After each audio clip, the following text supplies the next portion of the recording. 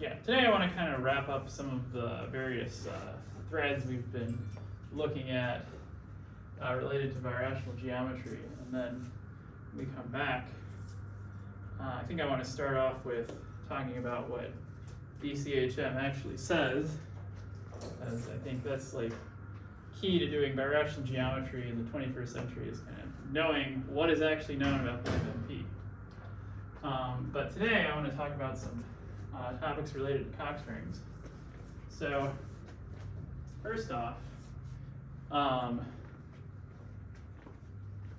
we have this theorem, do the Cox and Keel, that the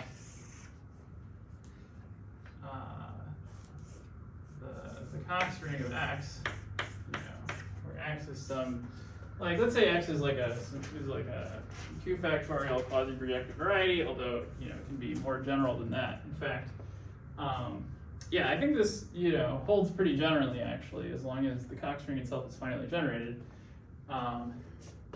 Although being a polynomial ring means it's finitely generated. So let me just say that R of X is a polynomial ring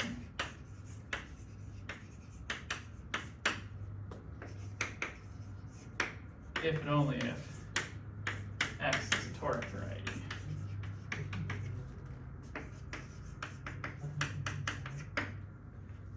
And, I mean, this is one of those theorems where it's like, the fact that the theorem exists is what's amazing about it. The proof is, pretty straightforward. I'll just do the case where X is, a simplicial toric variety, but, I guess we don't really even need that. And so if we think about, one direction, so the GIT direction,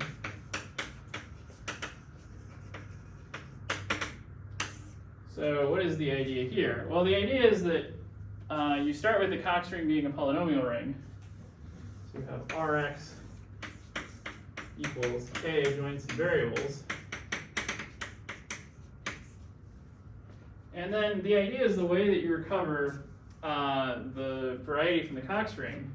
So recover X from Rx by taking a GIT quotient.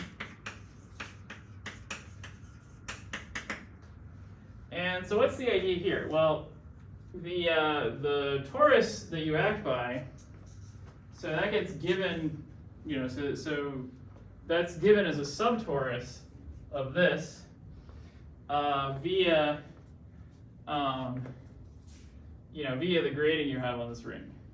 So, I suppose there is, so you might say, okay, well, like, how do you know it's, the grading is compatible? Well, this is really just like diagonalizing the fact that, here you have a ring generated by some basis, and so the basis elements, they have to submit to the grading. So, each of these x's, it splits up, for each, it splits up as sub-representations. And so, it's a sum of those things, and you can rule out them being higher degree. So you can just say, well, if these aren't homogeneous elements, you can just take some linear transformation of the x's and get to the case where you have what you want, which is that this presentation is compatible with the grading. So that's kind of the one like sticky point. And once you have that, then this GIT quotient, this is by the Picard torus of the variety X, and that'll be a subtorus of this, of the ambient torus acting on this. And so then you have the following picture. You just have, so this is like, if I draw it three-dimensionally, you just have, the cone corresponding to AN, and then the idea is that you're going to slice this variety, through the cone point to get the characters, the invariant characters for the torus you're quotienting by. And whether you have a projective or quasi-projective variety depends on how that torus sits with respect to this. So if you have just something parallel like this, then then everything is sort of like, there's sort of a positive side, and that's the case where you have a projective variety. Whereas if it cuts into the cone, then you have a quasi-projective variety. So the idea is that, this is going to be the Picard torus, or M of the Picard torus, and then this sits in the ambient character lattice, I guess you could say this tensor R. And then the idea is that, well, if the different choices of linearization corresponding to moving this around away from the cone point. So, maybe this is for, GIT, we choose a linearization.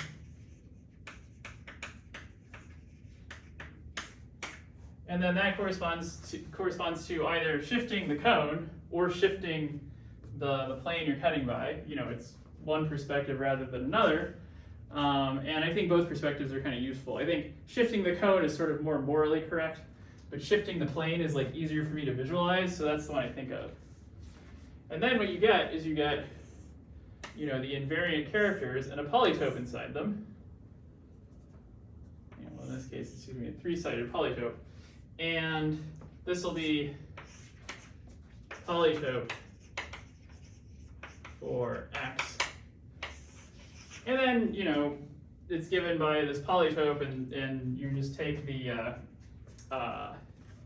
graded algebra corresponding to integral elements inside there. Well, that's going to give you a toric variety. And that recovers your toric variety back. Okay, and so, slicing it this way, in some ways you slice it, you're not going to get, some funny things can happen where you have directions in the torus that don't correspond to line bundles. But if this is the Cox ring of a projective variety, then this always recovers UX, for some choice of linearization. And you know which choice to take because you can just take any ample line bundle, and then that'll correspond to some ray in the grading here, that's exactly giving you the data of a linearization. Okay. So what about the other direction? Well, for the other direction, we have to think about toric varieties.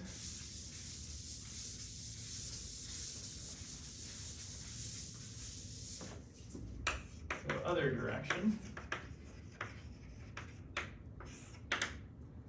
So the idea is that, you can think of R of X is equal to, a subring of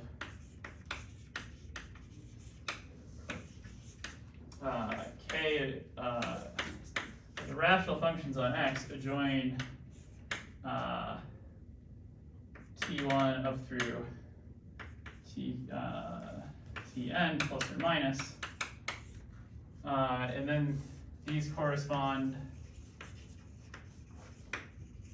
to sections of divisors.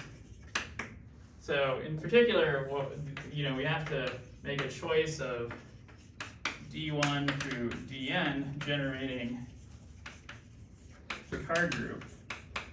Or, really this entirely good, maybe we just want the class group here because, if we do this for the class group, it's going to work for any toric variety, not just the simplicial ones.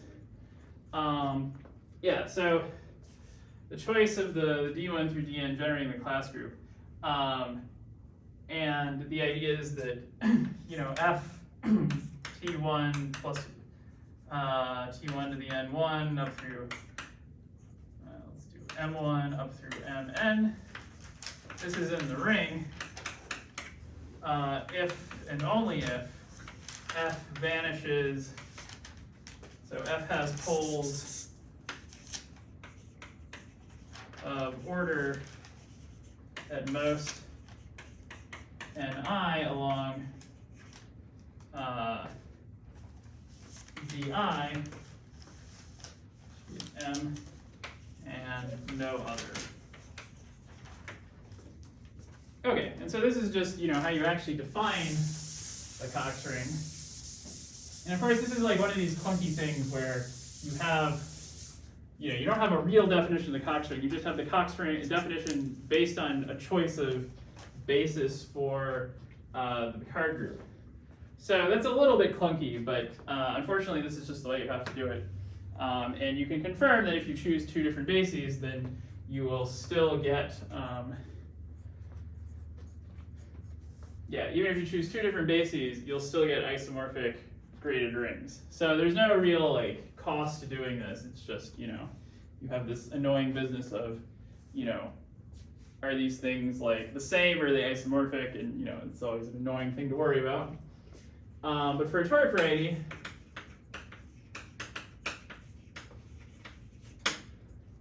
you have some fan, and then we just choose, the di equals 1 on the ith ray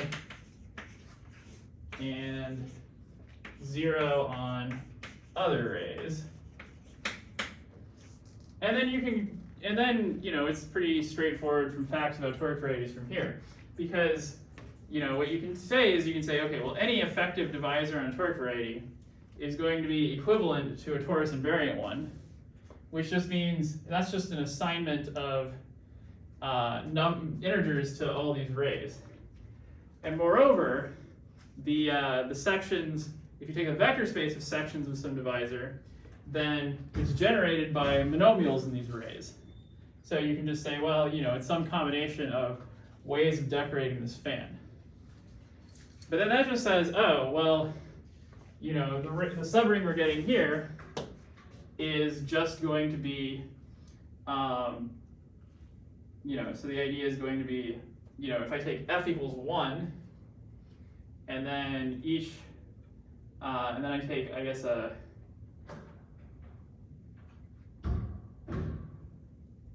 then,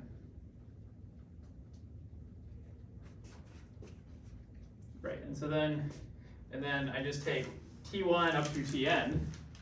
So then that's going to correspond to, exactly what we want, but, those will be generators for, right. So the idea is you take f equals 1 because, let's see.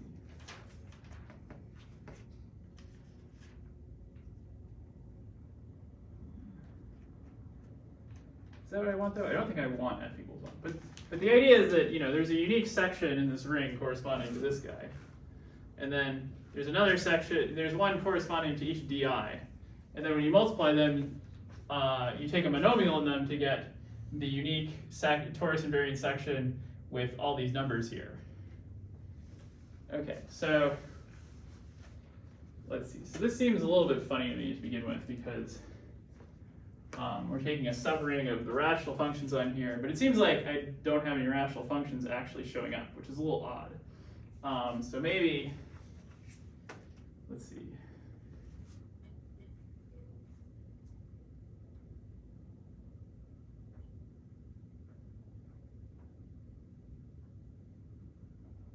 Oh, I see. This is the problem because these don't just generate the class group; they kind of overgenerate. So this is the problem. So then you want this on the ith ray, and then there's going to be a couple of guys that are left alone. So you say, well, and then there's going to be so we get such a divisor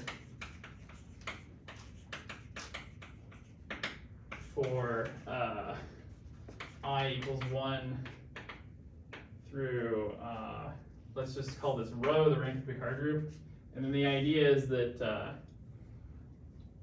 number of rays, so I guess that I just want this to be n, and then there's going to be n plus dimension of x rays. Okay, right.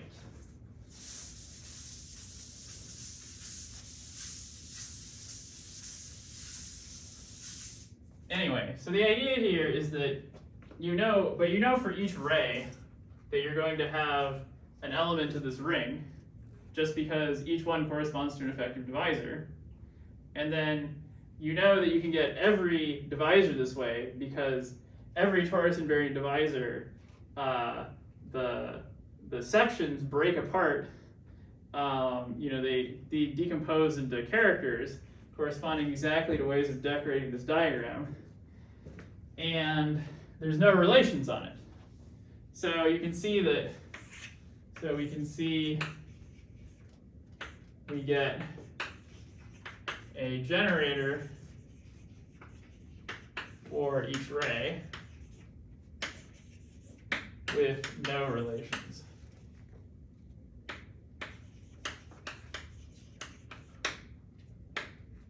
Okay, so yeah, I guess I'm aware that this kind of, this is pretty hand-wavy, so let me do an example, and then this example can be kind of extended to the general case. So the idea is if I do x equals P1 cross P1. And the idea here is that, here we'll just get the familiar bihomogeneous ring. And so here we have kx is just, the rational functions in two variables. Let's call that x1 and x2. And then the idea is let's let d1 be one of the vertical fibers and d2 be one of the horizontal fibers. And then the idea is that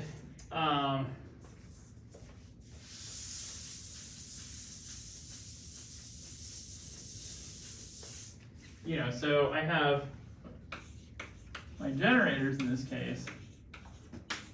Well, I have T1, which just corresponds to, let's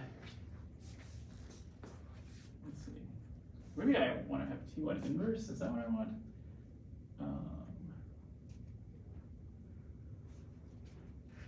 Yeah, so I guess I get a T1 inverse. Signs are always funny because the idea is that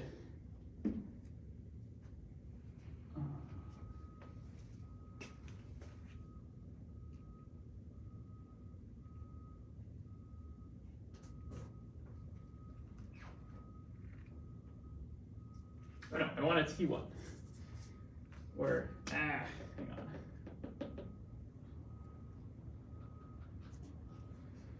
Okay, I think I do want a T1 inverse because the idea is that for T1 inverse, that's like, if I have just D by itself, then this is saying, no,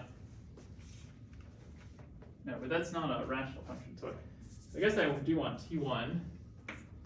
T2. Okay, and so then the idea is that, this is how it works. So the idea is that I have, if f equals 1, then that has a pole of order 0 along D, but I'm allowed to have a pole of order 1.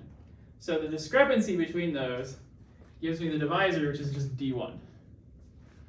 And likewise for T2, that has no pole at anywhere, so that gives me a copy of D2. Okay. And then the next thing I get is I want something corresponding to infinity out here and infinity up here. So infinity out here, if I take x1 inverse, then that has a pole along D1 and a 0 over here. And so that exactly cancels the pole from T1. So I get T1 x1 inverse.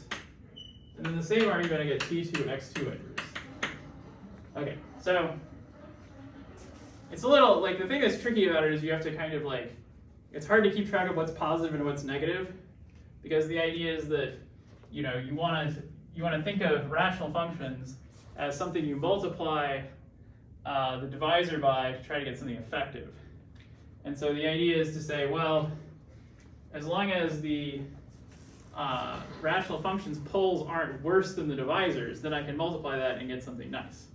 So the idea here is that with T1 and T2, T1 x1 inverse, T2 x2 inverse, these are clearly sections. They're clearly algebraically independent.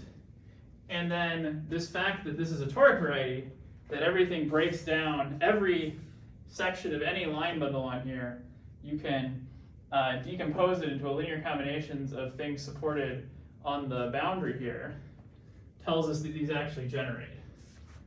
So we have that K adjoin all this is isomorphic to K adjoin,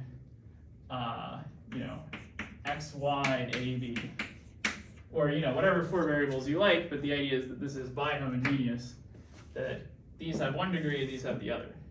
And that comes from the fact that T1 gives you 1 degree and T2 gives you the other. So the T's are telling you what the grading is. Okay, so that was a little bit of hand wavy. Hopefully the example made it much more clear. And then you can, it's the the same sort of argument for a more general torque variety. Again, the fact that the real key fact here is that any line bundle, or more generally Bay divisor in a torque variety, if you look at its space of sections, that has a basis given by invariant sections, which are then supported on the torus boundary. Okay, so that's what I wanted to say about torque varieties today. Well, a little bit of what I wanted to say about torque varieties today. The next thing I want to talk about is M0 bar. So I have 30 minutes left. So just so I understand, we are always just going to find one generator for each ray? Yeah, I mean, you can just think of it as it's generated by the rays. Okay, yeah. So what I was trying to demonstrate here was that, using the real definition, because, I mean, what you'd really like to say is just like, oh, each ray gives us a torus invariant divisor, and then every torus invariant section of any line bundle is just given by, some monomial in those guys. But then, the problem with that is just like, how are you sure you're consistently defining addition correctly?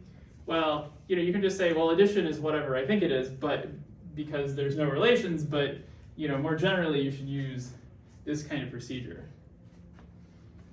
Yeah, and so the real point here is that,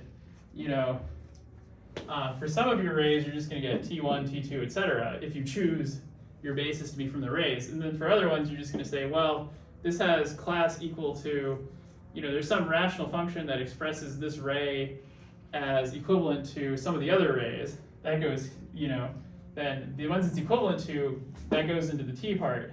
And then the rational function you use goes next to it.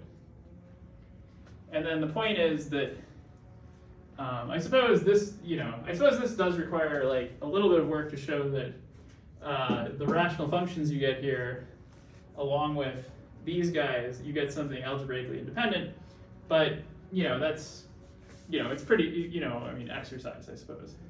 So if you just write down generators and relations for the class group, you can just immediately just write this. Yes, if you have generators and relations for the class group, in this specific thing, you want the generators and relations to be just you generated by these first n rays, and then the others you can say this ray is linear equivalent to this weighted sum of the other rays, or the rays you started with, and that's what goes into these coefficients. That's right.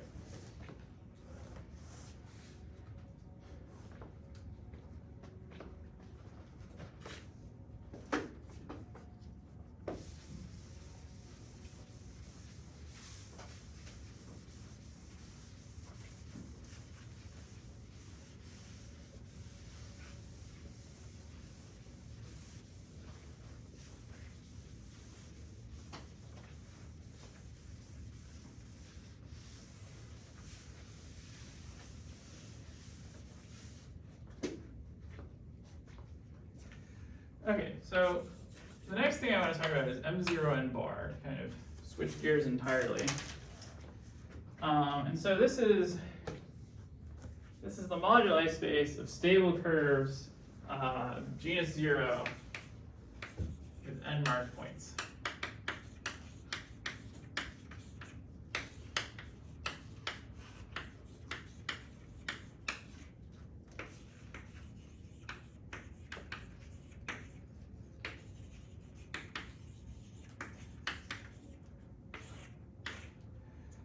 Okay, so what does this mean? Well, so let's just say, so genus 0, so every component is isomorphic to P1, components intersect transversely,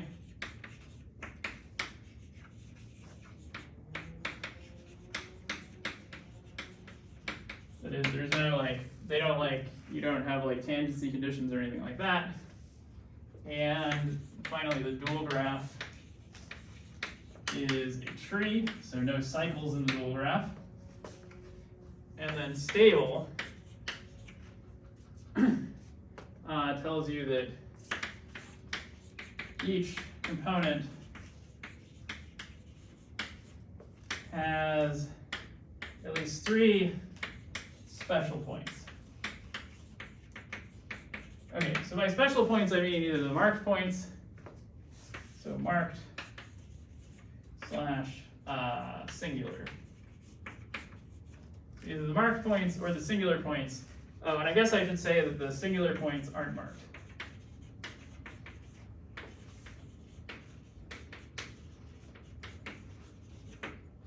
Okay, so these are the objects we're parameterizing.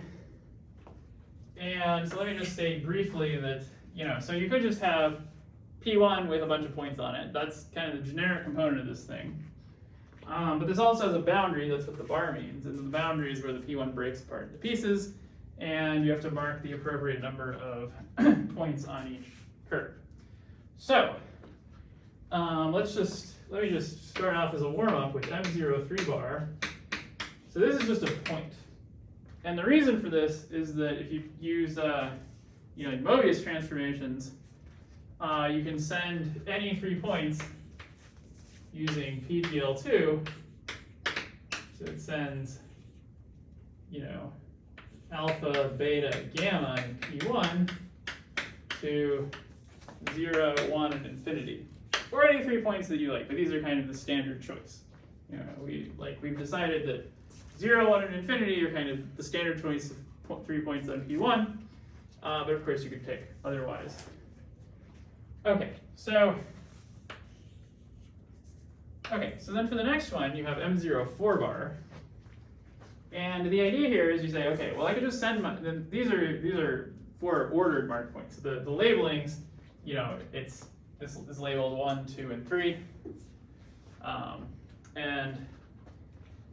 So you have a 4th point which can go anywhere. So for M04, well, I just have P1 with 3 points missing. Because I can just, this is my first point, my second point, my third point, and then I can just put, my 4th point wherever I like.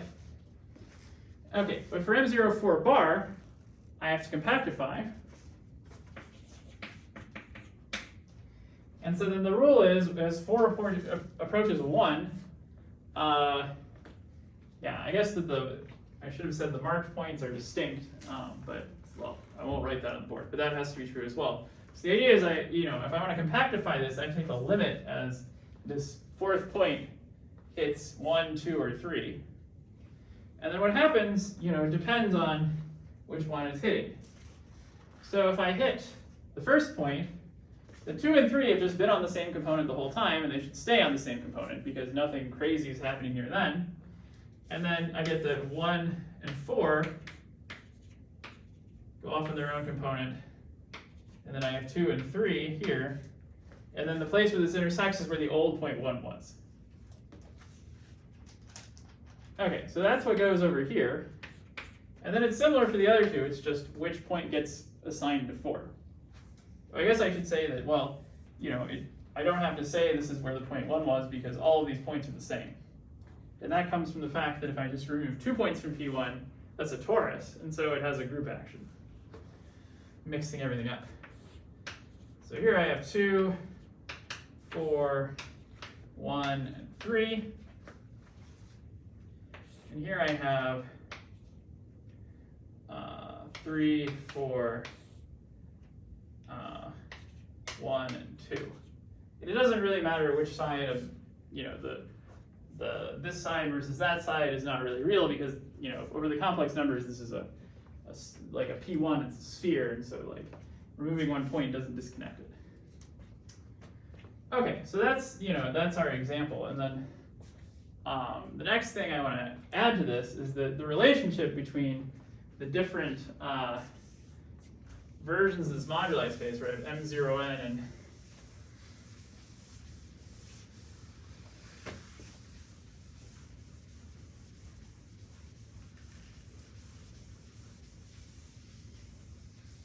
for different values of n is that I can think of m0 n plus 1 bar is the universal curve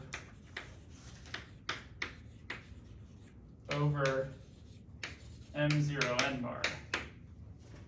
So here, this m0 4 bar, this p1, you can think of it as representing just the universal curve over a point. So it's just a p1. But this gives us a nice description of m0 5 bar, because the idea is I want a p1 through 4 points that in 3 different ways breaks apart like this. And so the idea is if I think of these 4 points as fixed in some plane, then if I take the 2 lines like this, 1, 4, and 2, 3, the 2 lines like this, and the 2 lines like this, then those fit into the one parameter family of conics through the 4 points. So the idea is I have, if I take m0 4 bar, and then that has the 3 singular points where there's a collision, and over that I have m0 5 bar. This is going to be the blow up of 4 points in P2. And so the idea is that, those 4 points, they get stretched out into 4 exceptional divisors.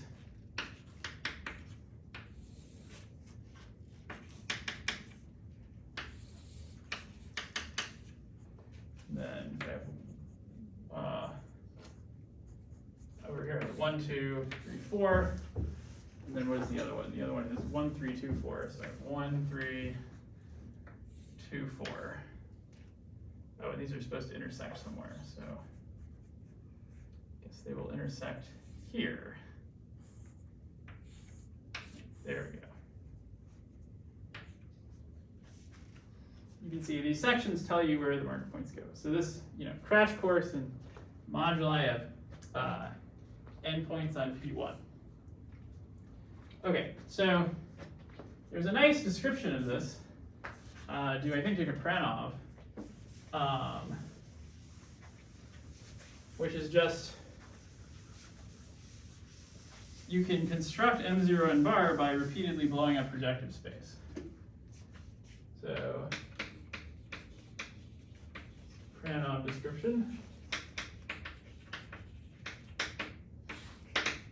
So we start, this is of m0 n bar. So the idea is we start with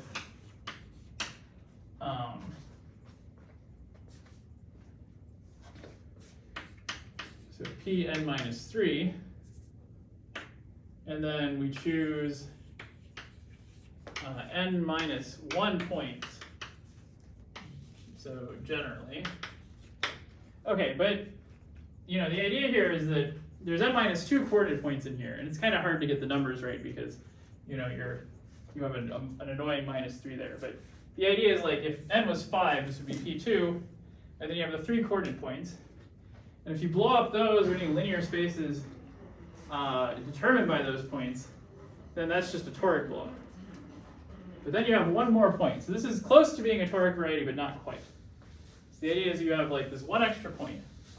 And then what you do is you blow up all points, n minus 1 points, and then all strict transforms of lines through points. So here it's determined by the point, so through 2 points. And then all strict transforms of planes through 3 points. And then, you keep going until you can't blow up anymore because you've hit the point where you're just trying to blow up divisors and that doesn't do anything. And so then eventually this stops at dimension, or let's say it stops after you blow up in dimension n minus 5. Okay, so here it stopped after we blew up points, so this stopped after we just blew up the points, so in dimension 0. And then if you went to m0 6 bar, you'd have to blow up the points, and then the lines connecting the points, you blow up their strict transforms. Okay, so the point here is that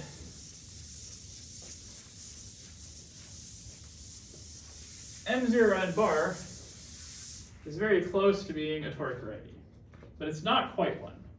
So, and then the idea here is to see like how that affects the birational geometry. So, so the idea is you can take, if we do the same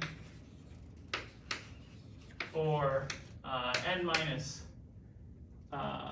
2 points in Pn minus 3, the result is a toric variety, and hence Morey dream space. Okay, so this toric variety gets a special name. It's called the Losev-Menin space. And so we call this variety LM sub, I think it's just n minus 3. Okay, hopefully this is consistent with their notation. I looked over their paper a lot yesterday and this morning, but I might have gotten the notation a little wrong. But this is the words they use. I don't know if their indexing is the same as mine. Okay, but the idea is this is a toric variety, and so then we can define the blowup of E of this toric variety to be the blowup at the identity element.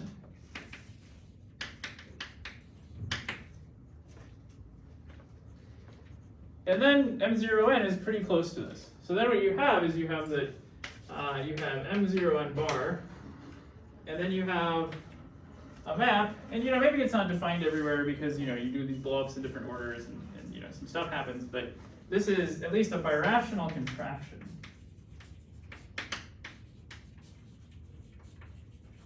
Onto the blowup of this Losev-Menin space. And the idea is that, our description of Cox rings and Morey-Dream spaces says that whenever you have a birational contraction, that preserves being a Morey-Dream space. Because, this is going to be some, in particular, this is going to be a small Q factorial modification. And so for this to be a Morey-Dream space, it has to be true that all its SQMs are. So the idea is we want to show that, we want to figure out whether this is a Morey-Dream space by investigating this. And so what Kastrovic and Tabelov do in their paper is they show that, that this guy, if you just take the variety without blowing up, then you can produce a lot of toric quotients of that. In particular, you can map it onto weighted projective spaces, and you can get kind of an arbitrary weighted projective space if you make n sufficiently large. So for n large enough,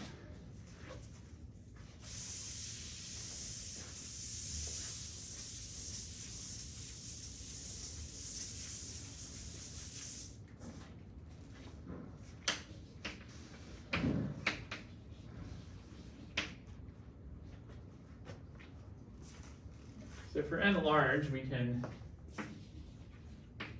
take a quotient that sends the Losev-Menin space to the weighted projective space P of A, B, C. And so, if you don't know what this is just prod of the ring where you take a polynomial ring, but these have degrees A, B, and C instead of the usual 1, 1, and 1. And so this is going to be, some singular toric variety that nonetheless acts like projective space in a lot of ways, in that the card number is 1, and that the fan just has 3 rays, but they're not, the usual 1, 2, 3. They're like way out in the lattice somewhere, and so you get funky behavior. Okay, and then, then it requires some work, and I encourage you to read their paper if you're interested in this. So, this is work of Kastrovit and Tevelev, write their names on the board, is that you can extend this to the blowup.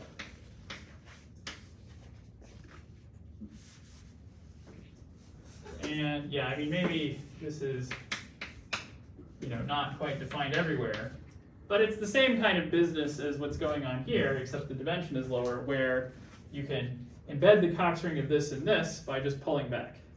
In fact, I mean, you could just construct this via GIT in this case.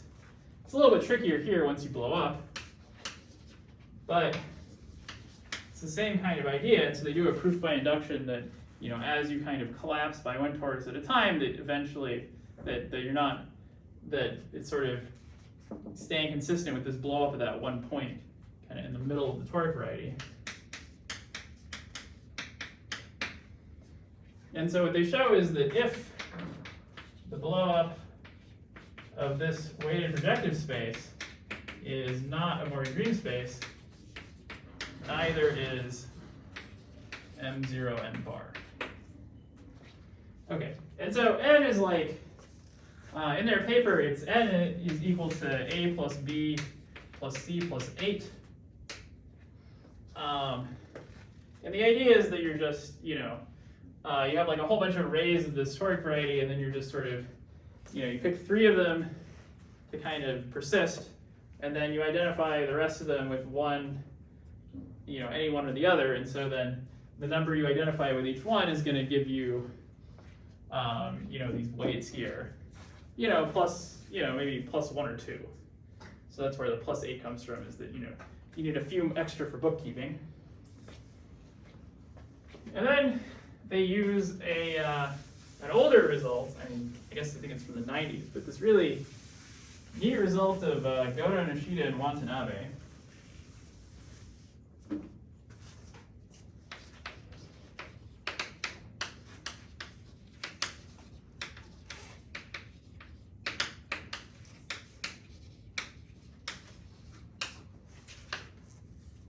So that this guy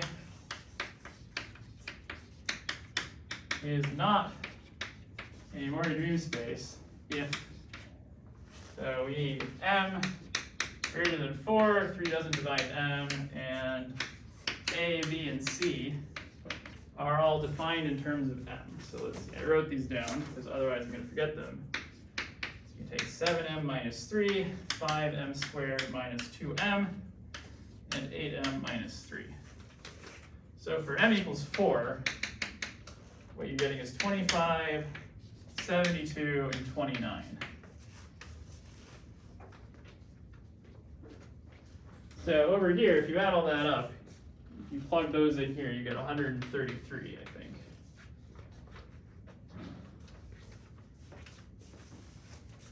Yeah, let's see, is that right? Well, I guess it can't be right because I should get an even number if I add these up. So if I add these up, I get 72 plus 25 is, so I should get 126 plus 8 is 134. Okay, so it's one higher. Take n equals 134, I get something that's not a Morgan-Dream space. Okay, so 5 minutes left. So what's going on with this example? So I really do encourage you to read this paper. If you just search for Kastrovit and Tevelev, M0 n bar is not a Morgan-Dream space, then you'll find their paper. And because they give their own, kind of more geometric, like this was a very algebraic proof having to do with like symbolic Reese algebras, but they give a more geometric version of it. And let's see, so